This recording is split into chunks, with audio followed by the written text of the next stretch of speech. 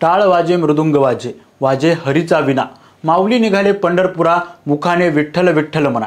रामकृष्ण हरी माऊली. आषाढी वारीच्या वृत्तांकनासाठी आपले इन्फोवारीमध्ये सहर्ष स्वागत. नयनरम्य दिवे घाटातील 7 विठ्ठलाची आजचा वारकऱ्यांचा प्रवास म्हणजे श्री संत जगद्गुरू संत तुकाराम महाराज पालखीचा प्रवास पुण्यातील निवडुंगी विठोबा मंदिर ते लोणी काळभोर आणि संत श्रेष्ठ श्री ज्ञानेश्वर महाराज पालखीचा प्रवास पालखी विठोबा मंदिरापासून हडपसर मार्गे अवघड दिवे घाटातून सासवडपर्यंत.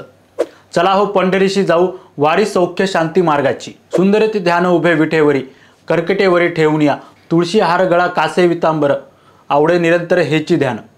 भक्तगणांनो, दोन्ही पालख्यांचा मुक्काम पुण्यात असल्यामुळं आणि त्यातच शनिवार रविवार असल्यामुळं पुणे करत नाही, तर पालखी आणि वारीतील दिंड्यातील माऊलींच्या दर्शनासाठी आलेले पंचक्रोशीतील देश विदेशातील सगळे भक्ती आनंदी आहेत. प्रत्येकाच्या चेहऱ्यावर भक्तिरस ओथंबून वाहत आहे.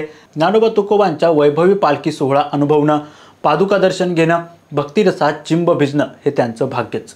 या दोन्ही पालख्या 2 दिवसाच्या मुक्कामानंतर रविवारी पहाटे पुण्यातून मार्गस्थ झाल्या. ज्ञानोबा तुकोबाच्या गजरात त्यांनी पुण्यातून प्रस्थान ठेवलं. हडपसरपर्यंत एकत्र जाऊन मग या दोन्ही पालख्यांनी आपला मार्ग बदलला. पण त्यांचं ध्येय आणि लक्ष मात्र एकच, अर्थातच पंढरपूर. माझे मन धाव घेई, कुठे शोधू मी विसावा, पंढरीच्या पांडुरंगा माझ्या हृदयी असावा. जगद्गुरू श्री संत तुकाराम वारीचं महात्म्य सांगतात. तुम्ही वारकरी व्हा आणि डोळ्यानं पंढरी बघा. भक्तीची इतर साधनं उपद्व्याप करण्याची मुळीच गरज नाही. सर्व पुण्य वारीतच प्राप्त होतं. मुख्य म्हणजे वारी केल्यानं तुमचा अभिमान अहंकार नाहीसा होतो आणि सर्व मनोकामना पूर्ण होतात. आमच्या श्री संत मंडळींची मानवी जीवनाचा प्रचंड अभ्यास होता.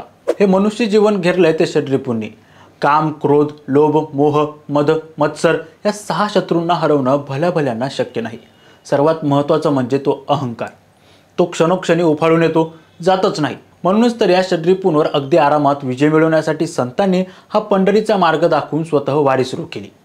आता त्यात लाखो भाविक सहभागी होतात, जीवनाचा आनंद मिळवतात आणि सुखी समाधानी पवित्र होऊन समाधानानं घरी परततात. भक्तांनो, एरवी पंढरपूरला जाणं वेगळं आणि वारीतून पंढरपूरला जाणं वेगळं. वारीत अहोरात्र मिळणारा संत सहवास, अखंड नामस्मरण, समतेचा अद्वितीय अनुभव आणि संस्कृती संस्कारामुळे या क्षणभंगूर जीवनाचं रहस्य समजतं. आपल्याकडे असलेला अहंकार नष्ट होतो, मन निर्मळ होतं, जीवनात आमूलाग्र परिवर्तन होतं. ज्या श्रद्धेवर जीवन चालतं तोच श्रद्धाभाव या वारीत विकसित होतो. कुटुंब, समाज, देश, धर्म यावरच्या श्रद्धेवरच्या जगाचं संचलन सुव्यवस्थित सुरू आहे हे आपल्या लक्षात येतं. इथं असलेल्या प्रचंड गर्दीत समोर दिसणाऱ्या प्रत्येकामध्ये विठ्ठलाचं दृष्टीस पडतो. प्रत्येक जीवाचं अंतरंग, मूळ स्वरूप, आत्मा हा पवित्र असा विठ्ठल आहे हे इथे पडतं. मग समोरच्यामध्ये विठ्ठल दिसला की आपली वागणूक बदलून हे जगच आनंदी वाटायला लागतं. एकदा का तुळशी माळ घातली की नित्संग होता येतं. ना कुणाचा राग, लोभ, ना मत्सर, ना हेवा. जणू सर्वांनाच पवित्र करणारी ती चंद्रभागाच अंतरांगात प्रवेशते आणि सारं विश्वच विठ्ठलमय होऊन जातं. या वारीत नित्य त्रिकाळ हरिपाठ होतो. या हरिपाठातील प्रत्येक अभंग विठ्ठलाचे सगुण दर्शन घडवत नाही तर जीवन रहस्य पण उलगडतात.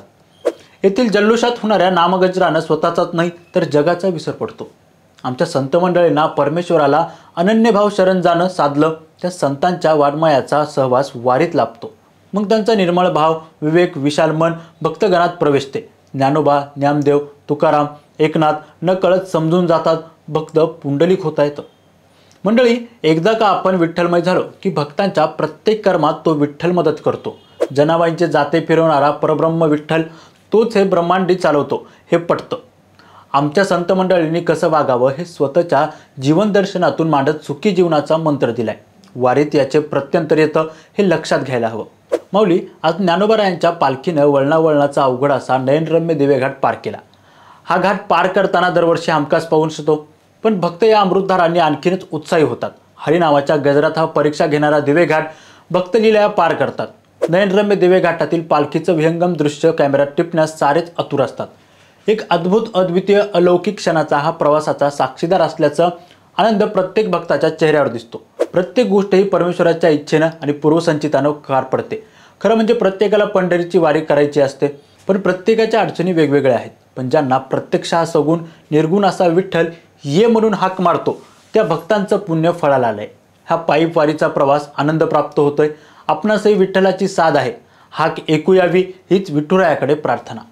आली विठ्ठलाची हाक, धरली मी पंढरीची वाट.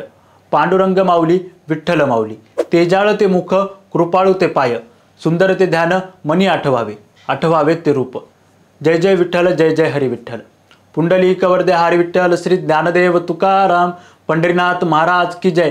जय जय राम कृष्ण हरी. मंडळी, पंढरीच्या वारीवर इन्फोवारीने केलेला हा व्हिडिओ आपल्याला कसा वाटला हे निश्चितपणे कळवा. आमच्या चॅनलला शेअर करायला विसरू नका, सबस्क्राईब करायला विसरू नका.